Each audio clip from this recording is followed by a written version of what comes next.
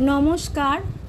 আলোর পথে এই আধ্যাত্মিক ও দিব্য জীবনের চর্চায় আমি শ্রীমতী লিলি বিশ্বাস আজ উপস্থিত হয়েছি। মায়ের কথা পাঠ নিবেদন করব।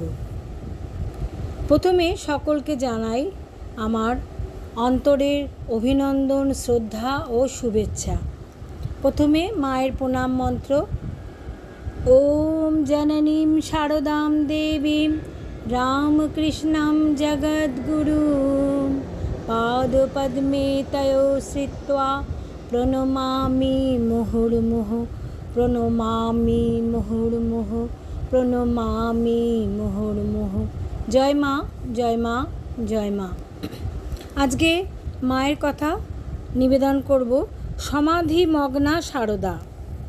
শ্রীম কথামৃতে ঠাকুরের মুহুর্মুহু সমাধির উল্লেখ করেছেন, অথচ আমরা শ্রী শ্রী মায়ের জীবনীতে ওইরূপ সমাধির বর্ণনা খুব বেশি দেখতে পাই না। এর দুটি কারণ আমাদের মনে জাগে। প্রথম, ঠাকুরের জীবন ছিল মানুষের। তিনি মানব প্রেমিক ছিলেন, আর মায়ের জীবন ছিল খুব নিভৃত, নীরব।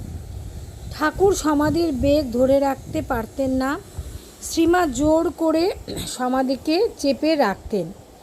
জীবকল্যাণে গার্হস্থ্যের ধর্মের পরাকাষ্ঠা দেখাবার জন্য। জনৈক সাধু একবার মায়ের শিষ্য ও সেবক স্বামী শান্তানন্দকে জিজ্ঞাসা করেন, আপনি কি কখনো মা ঠাকুরানীকে সমাধিস্থ অবস্থায় দেখেছেন? শান্তানন্দজি উচ্চ কণ্ঠে উত্তর দেন,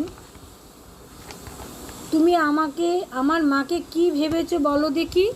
তিনি কি সামান্য সাধিকা যে সর্বসমক্ষে তার সমাধি হবে? আরে মূর্খ, তোমার এই বুদ্ধি নেই যে তিনি সাক্ষাৎ মহামায়া, তিনি পরমেশ্বরী, তিনি জগদম্বা। বুঝেছ? তিনি কৃপা করলে সাধক সাধিকার সমাধি হয়, তিনি সমাধি দেন। উত্তেজিতভাবেই বলে চললেন, এই যে ঠাকুরের মুহুর্মুহুর সমাধি আর গড়গড় মাতোয়ারা ভাব দেখে আমাকে এই প্রশ্ন করেছ? জানবে মা মহামায়া পরমেশ্বরী জগন্মাতা কৃপা করেছেন, তাই এই শুদ্ধ সাত্ত্বিক বিকার সম্ভব হয়েছে। আমিও একবার মায়ের শিষ্য স্বামী শারদেশানন্দকে জিজ্ঞাসা করেছিলাম মায়ের পূজা ও সমাধি বিষয়ে। তিনি উত্তরে বলেন, মা পূজার পর ধ্যান করতেন, তখন তাকে সমাধিতে ডুবে যেতে দেখেছি। একজন প্রত্যক্ষদর্শী অর্থাৎ যোগীন মা মায়ের 3টি সমাধির চিত্র পরিবেশন আমাদের কাছে তুলে ধরেছেন। মা বলরাম বাবুর বাড়িতে ছাতে বসিয়ে একদিন ধ্যান করতে করতে সমাধিস্থা হয়েছিলেন। হুশ আসতে বলেছিলেন, দেখলুম কোথায় চলে গেছি। সেখানে সকলে আমায় কত আদর যত্ন করছে, আমার যেন কত সুন্দর রূপ হয়েছে। ঠাকুরও রয়েছেন সেখানে, তার পাশে আমায় আদর করে বসালে সে যে কী আনন্দ বলতে পারি না। আর একটু হুশ হতে দেখি যে শরীরটা পড়ে রয়েছে। তখন ভাবছি কি করে এই বিশ্রী শরীরটার ভেতরে ঢুকবো। ওটাতে আবার ঢুকতে মোটেই ইচ্ছা হচ্ছিল না। অনেক পরে তবে ওটাতে ঢুকতে পারলুম এবং দেহে হুঁশ এলো। বেলুড়ে নীলাম্বর বাবুর বাড়িতে একদিন সন্ধ্যার সময় মা, আমি, গোলাপ দিদি ছাতে পাশাপাশি বসে ধ্যান করছিলাম। আমার ধ্যান শেষ হলে দেখি মা তখনও একভাবে বসে আছেন, স্পন্দনহীন সমাধিস্থা। অনেকক্ষণ পরে হুঁশ আসলে মা বললেন, ও যোগেন, আমার হাত কই, পা কই? আমরা মায়ের হাত পা টিপে দিতে লাগলাম। এই যে পা, এই যে হাত, তবুও দেহটা যে রয়েছে। অনেকক্ষণ পর্যন্ত মা বুঝতে পারেননি। বৃন্দাবনে কালাবাবুর কুঞ্জেও একদিন মাকে সকালে ধ্যান করতে করতে মাকে সমাধি হতে দেখেছি। সমাধি কিছুতেই আর ভাঙে না।